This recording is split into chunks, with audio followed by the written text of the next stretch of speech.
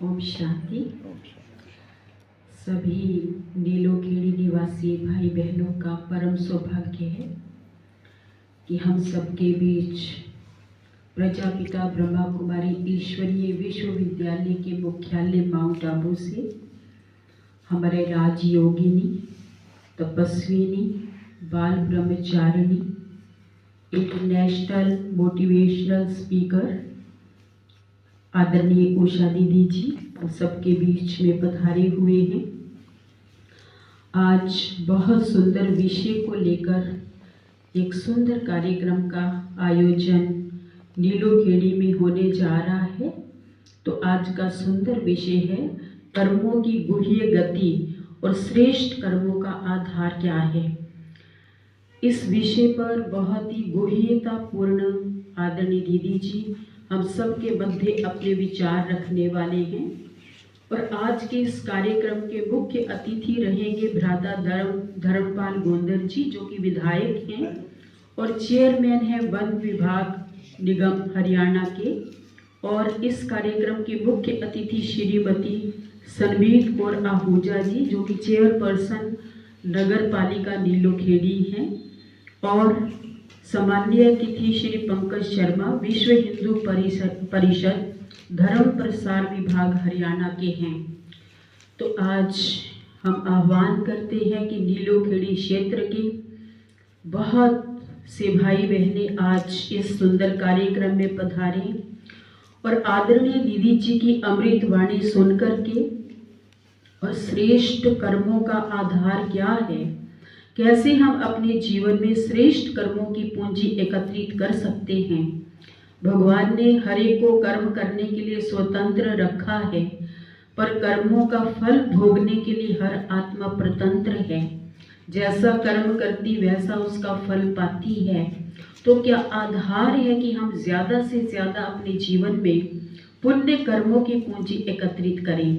तो खास इस विषय को लेकर के प्रथम बार आज इस नीलोखेड़ी क्षेत्र में हमारे मुख्यालय माउंट आबू से हमारे राजयोगिनी दीदी उषा दीदी जी पधारे हुए हैं, जो कि हमारे इस ईश्वरीय विश्वविद्यालय के प्रमुख प्रवक्ता हैं। माउंट आबू में आपके प्रवचन होते रहते हैं और बहुत सारे चैनल्स पर, जैसे कि peace of mind channel, awakening channel, Sony channel, कई टीवी चैनल्स पर आपके प्रवचन लगातार प्रसारित होते रहते हैं।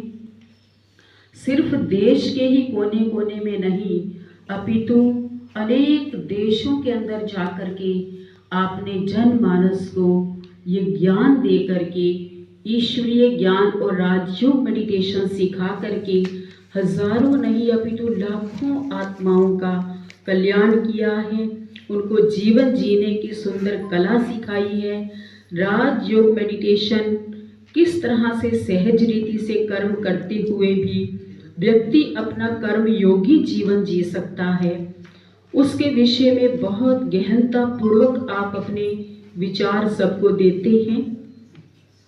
और भारत के कोने कोने में हजारों की संख्या के बड़े बड़े प्रोग्राम्स, बड़े बड़े महासम्मेलन आपके शुभ आगमन पर आयोजित किए जाते हैं, जिससे कि आपके प्रवचन सुनने वाली हर एक प्राणी, हर एक आत्मा भाव विभोर हो जाती है और इस गहनता में जाने को, समझने को मजबूर हो जाती है कि आखिर भी हमने ये इतना सुंदर जीवन जो लिया है, भगवान ने हमें दिया है, तो इस जीवन में केवल खाना पीना सोना ये छोटे मोटे कर्म करना ही नहीं, अपितु किस श्रेष्ठ कर्मों को करने के लिए भगवान ने हमें इस धरा पर भेजा था, क्या करने आए थे हम यहाँ पर, और इस सृष्टि रंगमंच पर रहकर हम क्या कर रहे हैं, सारी ही बातों की बहुत गहन जानकारी आप सभी को प्रदान करते हैं। और हर एक आपके प्रवचन सुन करके अपने जीवन में एक नया मोड़ लेते हैं, एक ऐसी सुंदर कला सीख जाते हैं जिससे कैसे बोलना है, कैसे देखना है, कैसे कर्म करना है, कैसे व्यवहार में आना है, कैसे सबके साथ मधुर संबंध स्थापन करने हैं, कैसे मेडिटेशन और कैसे कंसंट्रेशन करनी है, उसकी गहन जानकारी आप सभी तक पहुंचाते हैं। तो आज हमारा ये परम सौभाग्य है कि आप नीलोखेड़ी के भाई बहनों के हम सब के हार्दिक निमंत्रण को स्वीकार करते हुए आप हम सब के बीच में पधारे हैं।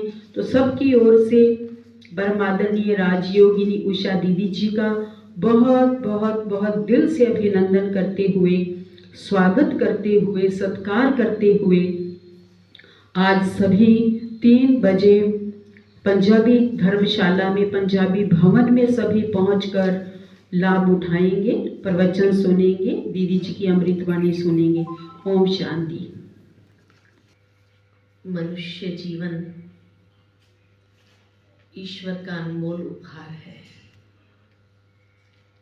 और क्यों ये अनमोल उपहार है और प्राणीजनों से?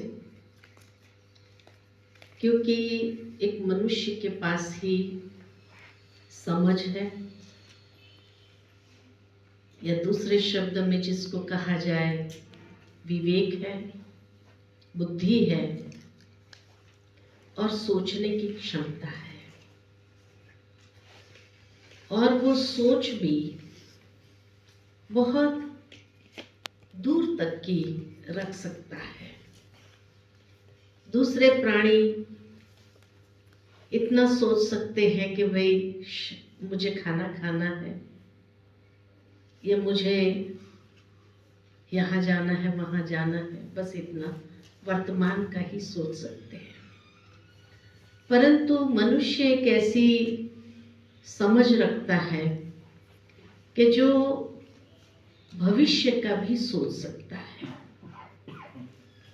और उस सोच के हिसाब से उसके पास सबसे बड़ी पावर अगर है तो वो है कर्म करने की। और कर्म ही मनुष्य की पहचान बनती है। जैसा इंसान कर्म करता है वैसे वैसे वो अपनी पहचान बनाता जाता है, और वो पहचान दूर दूर तक भी अपनी फैला सकते हैं कर्म के माध्यम से। कर्म की गुह्य गति जब कहते हैं तो कर्म फिलॉसफी को अगर देखा जाए या कर्म सिद्धांत को अगर समझे तो प्राचीन काल से कर्म सिद्धांत हमें यही बताया गया, जो करोगे सो पाओगे, जैसा करोगे वैसा पाओगे, जितना करोगे उतना पाओगे। ये है कर्म सिद्धांत। जो करोगे, जैसा करोगे, जितना करोगे, उसी अनुसार वो फल को प्राप्त करता है।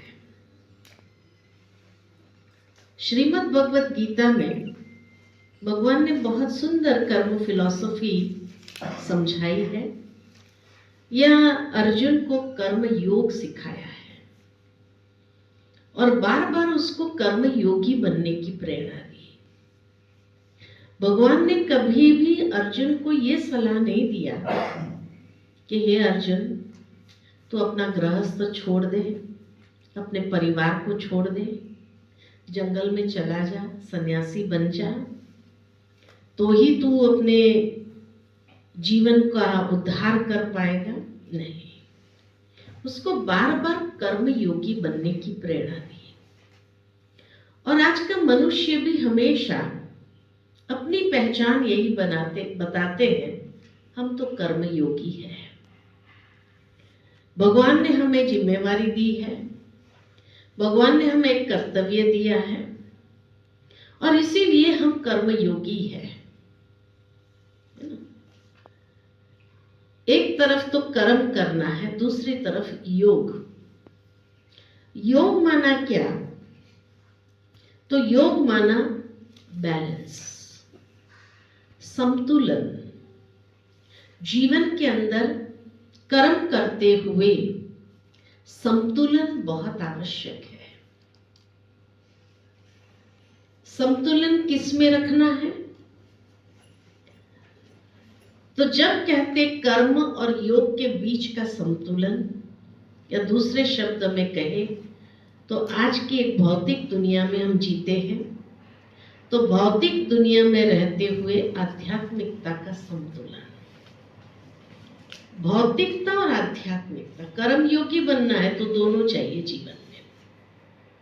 योग आध्यात्म से जुड़ा है, कर्म भौतिक दुनिया के साथ जुड़ा हुआ है। लेकिन आज मनुष्य जीवन में एक असंतुलन आ गया है। वो भौतिकवादी तो बनता जा रहा है, लेकिन आध्यात्मिकता कहीं छूटती जा रही है। इसलिए कर्म योगी बनने के बजाय कहीं न कहीं कर्म भोगी बन रहा है, अर्थात वो कर्म उसको भोगना का अनुभव करा रहा है। भोगना कौन सी? दुख, दर्द, टेंशन, ऐसी अनेक प्रकार की भोगनाओं का अनुभव कर रहा है। आज कौन व्यक्ति है जो कहेगा मैं बड़ा सुखी, बड़ी शांति है मेरे जीवन के अंदर? जिसको भी देखो चेहरा लटका हुआ है, कहेंगे भाई क्या हुआ, तुम्हारा ऐसा मुंह क्यों लटका हुआ है? ये भी तो एक भोगना है ना भाई। बहुत टेंशन हो गया, तो टेंशन क्या है? दुख, दर्द है। कहीं ना कहीं कोई दर्द है, तभी टेंशन हो रहा है। तो ये भोगना है एक प्रकार की। लेकिन आज मनुष्य ने ये भोगना को भी इस तरह स्वीकार कर लिया कि भाई टेंशन ये तो मनुष्य जीवन है, तब तक रहेगा ही रहेगा। मैंने एक्सेप्ट कर लिया। तो एक्सेप्ट क्यों कर लिया? क्योंकि कहीं ना कहीं मनुष्य जीवन में ये कमजोरी आ गई कि वो अपने जीवन को बैलेंस नहीं कर पा रहा है। और बैलेंस न कर पाने के कारण इसीलिए कहा जाता भौतिकता और आध्यात्मिकता दोनों का बैलेंस जरूरी है। आज अगर हम कहें कि भाई हम तो आध्यात्मिक संस्था वाले हैं, इसलिए अभी यहाँ आए हैं, तो त्याग करना चाहिए, कुर्सी टेबल सब हटा दो, सब नीचे बैठो। आजकल हर एक को घुटनों का प्रॉब्लम है, कोई नीचे नहीं बैठ पाता है। तो ये भौतिकता बुरी चीज नहीं है, लेकिन जो बैलेंस रख करके चलना नहीं आता है, उस कारण कहीं ना कहीं व्यक्ति अपने जीवन के अंदर परेशान हो रहा है। ये परेशानी का कारण ही है बैलेंस की कमी। व्यवहारिकता और परमार्थ दोनों का बैलेंस जरूरी है, लेकिन आज व्यक्ति व्यवहारिकता में बहुत ज्यादा जा रहा है, परमार्थ कहीं ना कहीं छूट रहा है। भौतिकवादी बन रहा है, आध्यात्मिकता छूट रही है।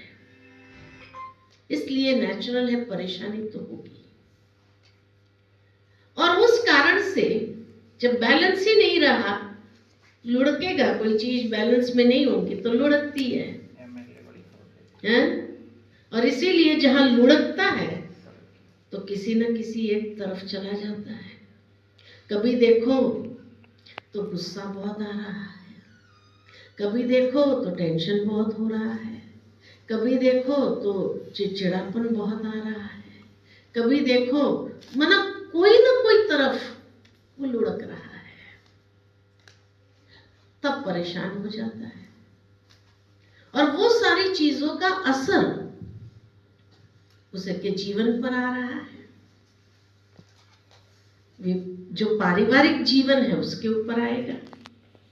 टेंशन बहुत होगा तो परिवार पर निकलेगा, क्योंकि उसको पता नहीं है कहाँ निकालना है, कैसे निकालना है, कैसे रिलीज करना है, उसको मालूम नहीं, योग आता नहीं है। तो कर्म योगी के बजाय आज कर्म भोगी बन गया है।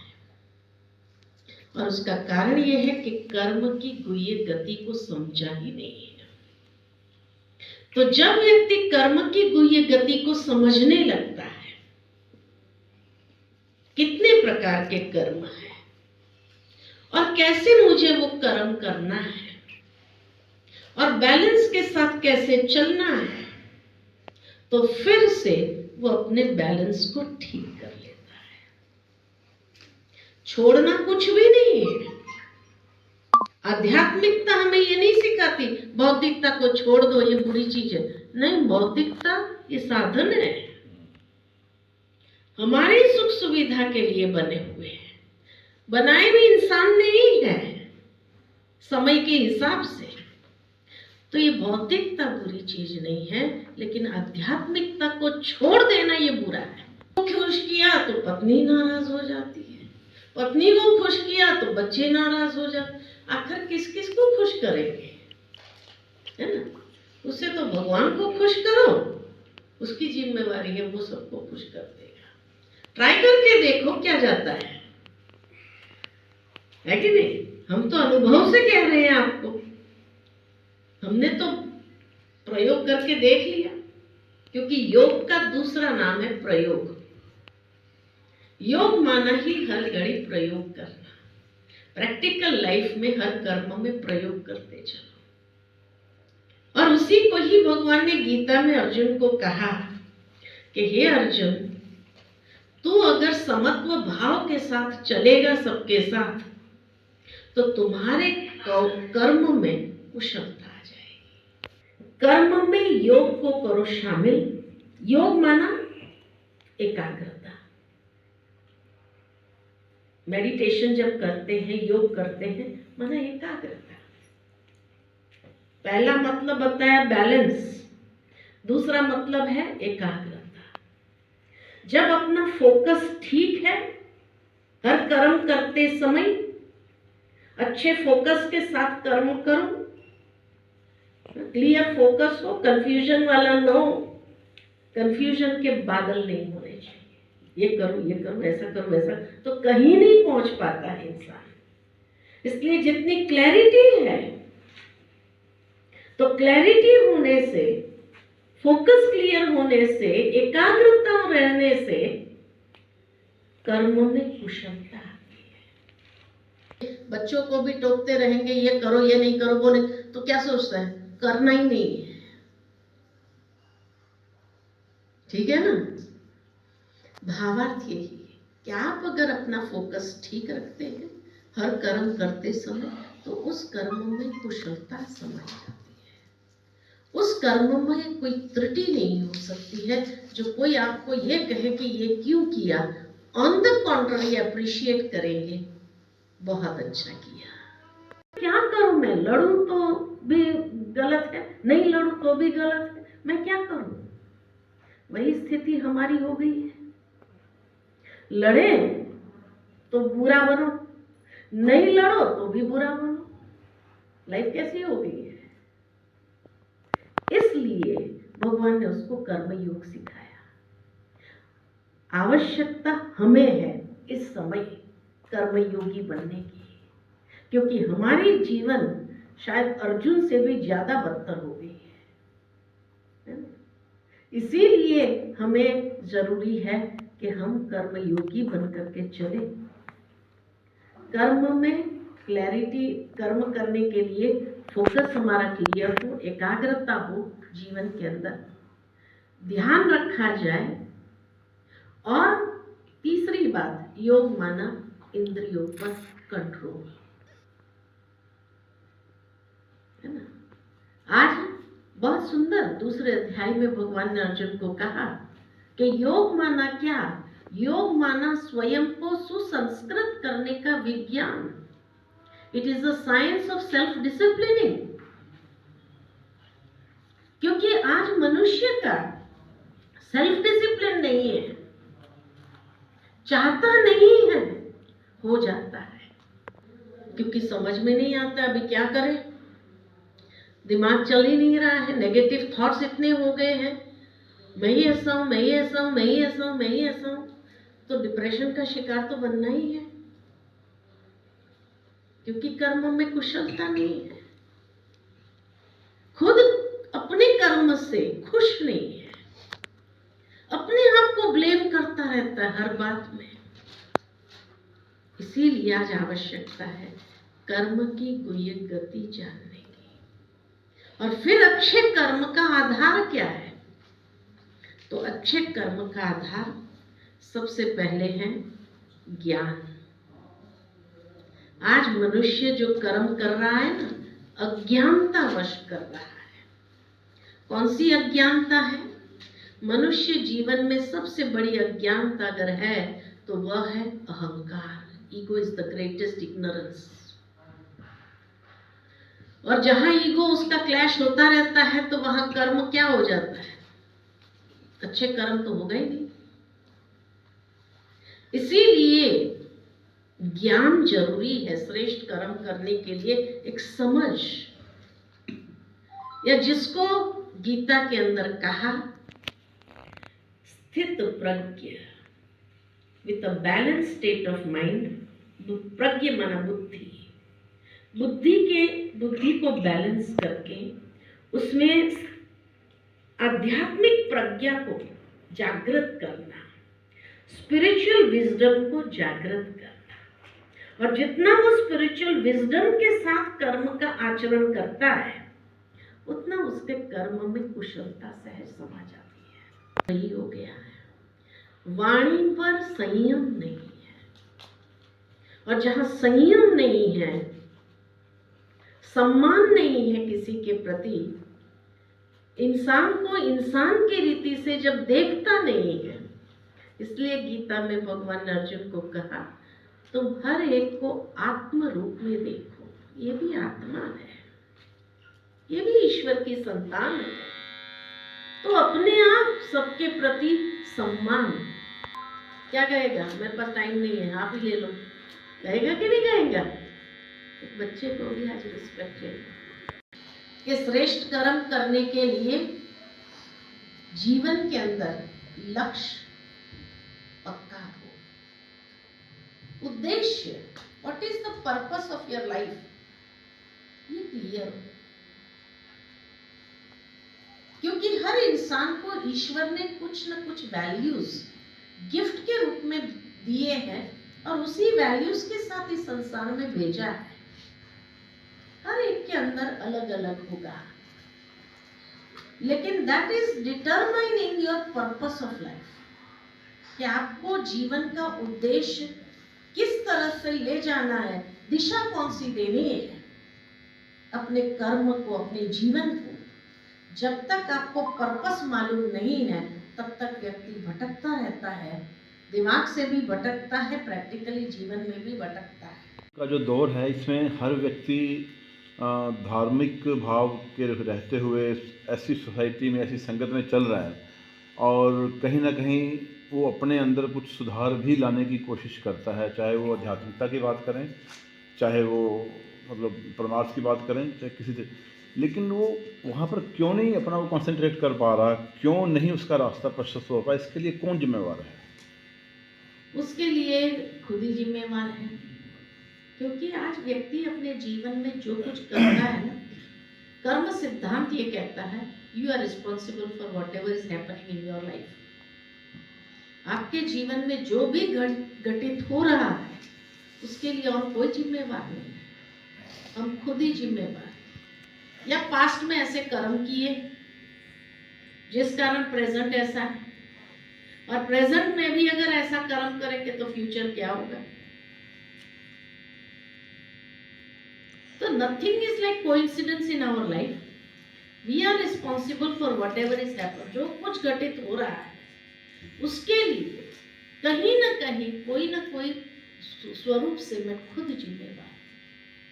जिम्मेवार तो हूँ मैं, लेकिन ऐसे कौन से घटक हैं जिसे कहते हैं हम, ऐसे क्या कारण हो सकते हैं जिनसे अगर हम अपने आप को बचाना चाहें तो कैसे बचाएं? बचा सकते हैं, आराम से बचा सकते हैं।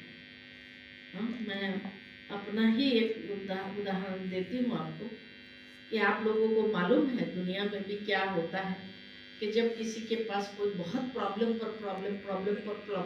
आता है तो क्या कहते हैं, पता नहीं कौन सी दशा मेरे जीवन में चल रही है, कहते हैं ना। फिर क्या करते हैं, ज्योतिष के पास जाते हैं, भाई मेरे को बताओ, मेरा टाइम जो है ना लगता है बहुत खराब चल रहा है, क्या है मेरे को बताओ। तो ज्योतिष देखकर क्या कहेगा, अरे 7.5 ही चल रही है, ये सब तो होना ही है, भाई इसके प्रभाव से निकलना है तो क्या करना पड़ेगा, तो क्या कहेगा, इतने लाख नाम जपो, आप नहीं जप सकते तो पैसा दे दो, हम लोग जप लेंगे आपके लिए। दूसरा क्या कहेंगे, यज्ञ कराओ। तीसरा कहेंगे पशुओं को रोटी खिलाओ, ये खिलाओ, वो खिलाओ, घास खिलाओ। फिर कहेंगे दान करो कुछ, है ना। अब ये सब बातें वास्तव में अगर ये होल पिक्चर को अगर देखा जाए तो क्या चीज है, व्हाट इज साढ़े साथी? साढ़े साथी क्या चीज होती है? जीवन में मनुष्य जो अच्छे कर्म करता जाता है उसमें कहीं ना कहीं कमी आ गई अच्छे कर्म करने में, तो नेगेटिविटी उसकी बढ़ती जा रही है।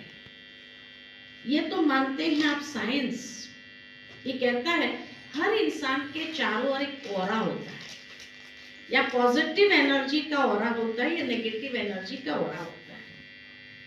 अब जब आपका पॉजिटिव एनर्जी का ऑरा कम हो जाता है तो नेगेटिविटी बढ़ती है।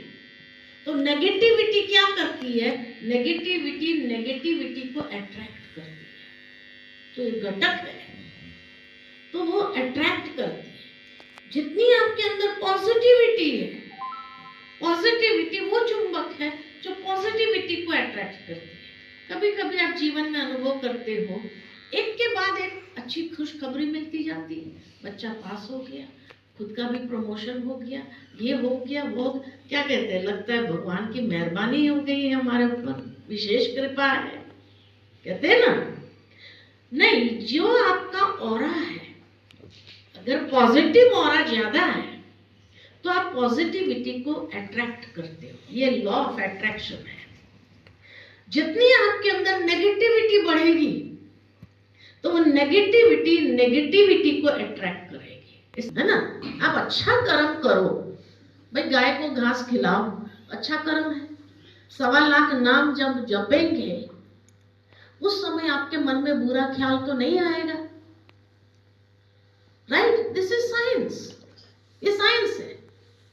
एक बार मैं जा रही थी, अपनी मैं जीवन की बात बता दी, मैं जा रही थी ट्रेन में, मेरे सामने की सीट पर एक बहन बैठी थी, काफी देर से मुझे देख रही थी।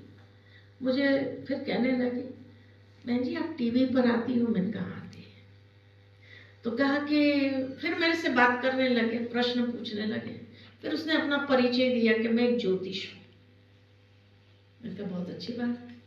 तो कहा कि मैं आपका हाथ देख सकती हूँ विथ योर परमिशन? मैंने कहा देख लो, कुछ छुपाने का है नहीं। देखा, उसकी भौहें थोड़ी ये हो गई। मैंने कहा क्यों, कुछ दिखाई दे रहा है? कहा तो आप बुरा तो नहीं मानेंगे अगर मैं सुनाऊं तो? मैंने कहा सुना दो। तो मेरे को कहा उसने, आपके जीवन में ना काल सर्प योग आने वाला है। मैंने कहा ये क्या होता है? मुझे तो पता ही नहीं। मैंने कहा ये क्या होता है? बोले जैसे सर्प डसता है ना, व्यक्ति खत्म हो जाता है, ऐसा आपके जीवन में योग आ रहा है जो आपको इतना ऐसी घटना होगी जो आपको ऐसा डसेगा। मैंने कहा मैं खत्म हो जाऊंगी? कहा नहीं, खत्म नहीं होंगे। मैंने कहा फिर क्या होगा? तो मेरे को बताया आप ये स्पिरिचुअल लाइफ छोड़ देंगी, आध्यात्मिक जीवन छोड़ देंगी और आप गृहस्थ में चली जाएंगी। मेरे को हंसी आ गई। मेरे को जब हंसी आई तो उसने कहा बहन जी आज तक मेरी भविष्यवाणी कभी झूठी नहीं हुई है। मैंने कहा हो सकता है, लेकिन मैंने कहा जो आपने बताया ना, हो सकता है वो घटना आएगी, मानती हूँ। काल सर्प योग जो भी आप कहते हैं वो आएगा, मानती हूँ। लेकिन ये आपने जो देखकर बताया, पास्ट के कर्मों के हिसाब से मुझे देखकर बताया, लेकिन आप वर्तमान में नहीं जानती है। मुझे अपने कर्मों पर विश्वास है। मैंने इस जीवन में इतने अच्छे कर्म किए कि कैसी भी घटना होगी ना, मुझे इतना विश्वास है